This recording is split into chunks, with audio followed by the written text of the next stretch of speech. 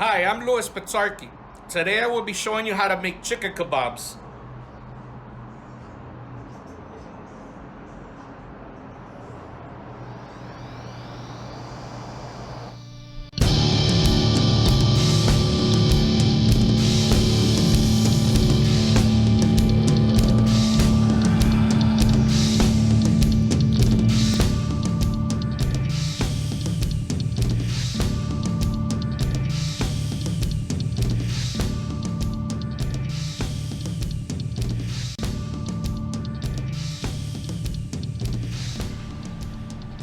This is without a doubt another one of my favorite recipes. It is unique and you will not find this anywhere else. This recipe is one of the reasons that motivated me to start a grilling channel. I will show you how to make great tasting juicy chicken kebabs by just using 3 simple ingredients. You can prepare them on your outdoor grills or even indoors on a grilling pan. If you follow these steps carefully, I promise that you will end up with some of the best tasting chicken kebabs you've ever had. So let's get started. You will need to purchase chicken breasts for the kebabs, and they usually come in a package that looks like this. The bigger the chicken breast, the better, so it's easier to cut into big square chunks or cubes, and so it does not dry up so easily. If your chicken comes with fat, you must remove it along with any cartilage and connective tissue. I have even been surprised with a piece of bone, so please be careful. You want to have your chicken breast 100% clean so there are no issues when someone bites into it on a kebab. Basically, with a sharp knife, very carefully trim off anything white that is on the edges of the chicken breast as indicated on the video. The easiest way to see everything you need to trim is by flipping over the chicken breast to the not so pretty side, spread out the chicken, and find the imperfections that were tucked under the breast when it was being packaged. After all the chicken breasts have been trimmed, if you still see tiny skinny pieces of fat, don't worry, they will burn off when cooking. To cut the chicken breast for chicken kebabs, just cut the chicken breast straight down the middle and then cut twice on the sides to make the pieces fairly close in size. Here I am showing you how one chicken breast can make enough pieces for a long skewer. Or if you have shorter skewers, you can put 4 pieces on each one. It's really up to you and your preference. The last chicken breast is actually bigger than all the others, so I cut it into 8 pieces. The idea is just to have them cut into cubes and as close as possible to the same size. After cutting the chicken, I like to place the chunks into a 1-gallon resealable plastic bag and start preparing the marinade. All you need are these 3 ingredients for a great tasting marinade. Let's start with Ken's Steakhouse Italian dressing. First, make sure you always shake the bottle well before pouring. We will need 3/4 cup of the dressing. I would recommend using the Ken's Steakhouse brand specifically because it is also a marinade and it works very well with chicken. Then we will need 2 teaspoons of Goya Adobo with the red cap. The red cap just means it has pepper included. As our third and last ingredient, we will need 1 heaping teaspoon of minced garlic from a jar. The brand I am using here is Spice World. You can use any brand as long as it is regular minced garlic, not garlic paste. I like to crush the garlic until it looks like applesauce, so it mixes better with the marinade. Some may say, why don't you use fresh garlic? Fresh is usually better, but in this case I find that minced garlic from a jar has given me more consistent results whether I marinate for just a few hours or even 2 days. Plus, we need a very mild garlic flavor because the dressing and the adobo already have garlic in them. After pouring the crushed garlic into the marinade, mix the ingredients and that's it. There is your magical marinade.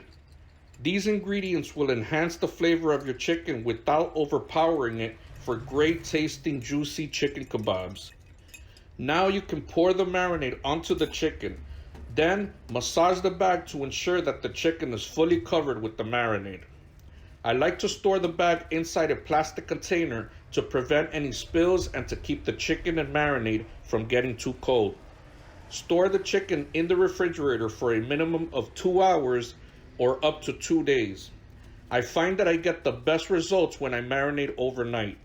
Make sure you massage the bag from time to time, especially if leaving it overnight, to keep the ingredients from separating.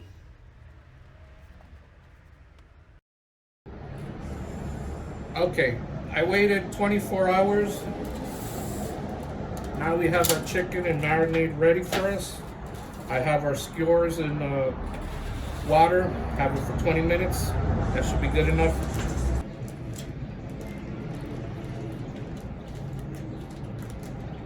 Gonna dump all the marinated chicken in a plastic container so it makes it easy for me to put into our skewers. I have my red onions ready. And here we go. I would say there really is no right or wrong choice when adding other items to your kebab. It is your preference. I like adding red onions because they are sweet and they complement the chicken ingredients that are not sweet. I do recommend that you cut the additional items into smaller pieces than the chicken to make sure that the chicken is touching the grill at all times. Also, it is important that you always try to have the same size chicken chunks on each skewer because you don't want to have a really big chicken chunk next to a smaller flat piece since they will each be done at different times. And that would mean that you will end up with either undercooked or overcooked chicken. If the chicken pieces are all similar to the same size on the skewer, all the chicken chunks will cook evenly. I separated these 4 chunky kebabs to demonstrate one of the things I do to have juicy chicken. Before putting the kebabs on the grill, dip all 4 sides of the chicken into the marinade. After that, cover your kebabs with non-stick sprayer oil on all sides. Here I am using Pan High Heat Grilling Spray.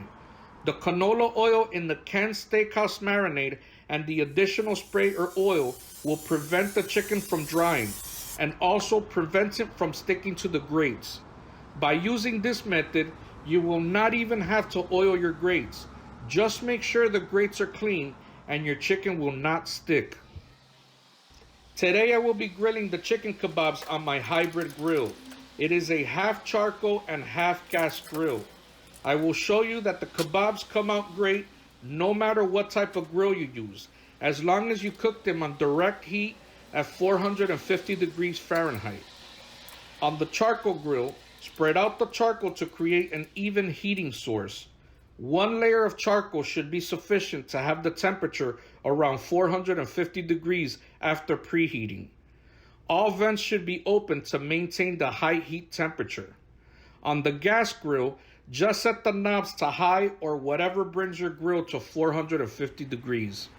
After preheating the grill and once the temperature is maintaining steady at 450 degrees, you can put the chicken kebabs on the grill and close the hood.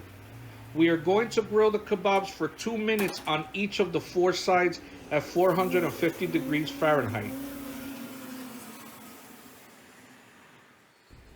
After 2 minutes, you will start to see grill marks on the first side, and you should flip the kebabs 180 degrees to grill the opposite side for 2 minutes. The third time you open the grill, you should flip the kebabs 90 degrees onto one of the sides that have not been grilled yet for another 2 minutes. I usually place them in the same direction as the grill grates because it makes it easier to stand them up on the thinner sides and prevent them from falling over. The 4th time, place the chicken kebabs onto the last side that needs grilling. If you have enough space on your grill, I like to place the kebabs somewhere clean, where they have not been placed before, for a hotter surface and more grill marks. After the kebabs have been on the grill for a total of 8 minutes, you should check the temperature of the chicken.